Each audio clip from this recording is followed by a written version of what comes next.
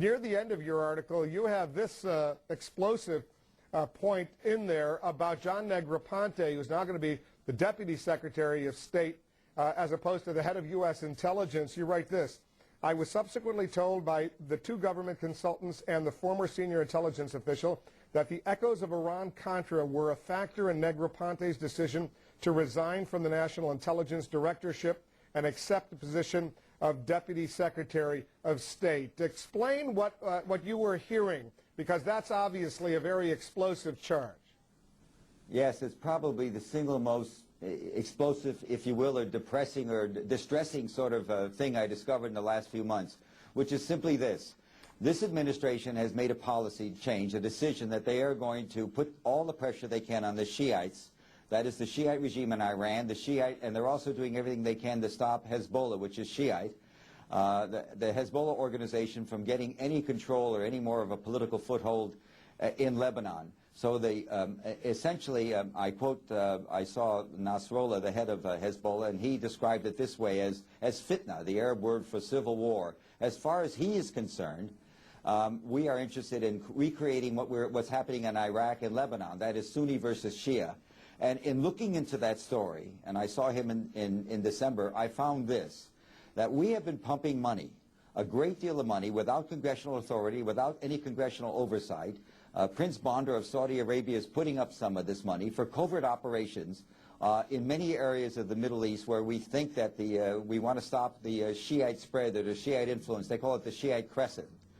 And a lot of this money, and I can't tell you with absolute assurance how exactly, when and how, but this money has gotten into the hands, among other places in Lebanon, into the hands of at least three jihadist groups. There's three Sunni jihadist groups whose main claim to fame inside Lebanon right now is that they are very tough. These are people connected to Al-Qaeda who want to take on Hezbollah. So this government, at the minimum, we may not directly be filing money to them, but we certainly know that these groups exist. My government, which arrests Al-Qaeda every place it can find them and sends, some of them are in Guantanamo and other places, is sitting back while the Lebanese government we support, the government of Prime Minister Seymore, is providing arms and sustenance to three jihadist groups whose sole function seems to me, and to the people that talk to me in our government, to be there in case there's a real shoot-em-up with Hezbollah and we really get into some sort of serious major conflict between the Sunni government and Hezbollah, which is largely Shia, who are basically, as you know, there's a coalition headed by Hezbollah that's challenging the government right now. Demonstrations, sit-ins, there's been some violence.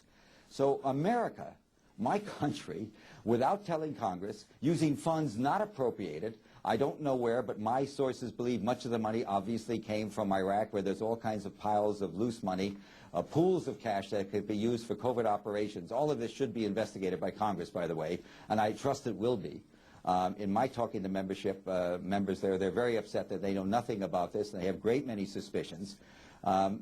We are simply in a situation where this president is really taking his notion of executive privilege to the absolute limit here, running covert operations, using money that was not authorized by Congress, supporting groups indirectly that are involved with the same people that did 9/11. We should be arresting these people rather than looking the other way. And your bottom line, is that Negroponte was aware of this, obviously, and he wanted to distance himself from it. That's why he decided to give up that position and take the #2 job at the State Department?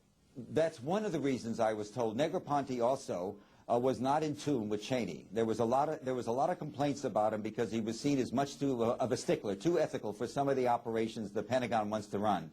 As you know, this Pentagon has been running covert operations. I think Mr. Gates' job, and one of the things he wants to do, is get some control over it. But under Rumsfeld, we were running operations all over the world with who knows what money and who knows what authority, because most of those operations were not briefed to the intelligence committees. And the Pentagon has basically been open about it and saying, hey, this is military stuff. It has nothing to do with CIA operations. We have nothing to do with them. We're running military operations, and the president has the authority to do this. But Negroponte was unhappy in general about some of the things.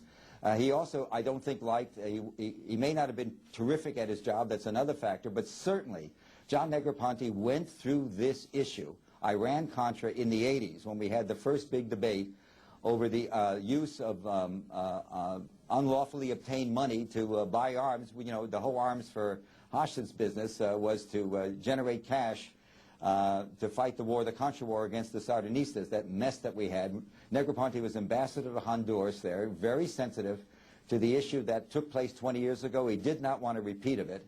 And frankly, it's something that I think to be asking him in a congressional session or or whatever.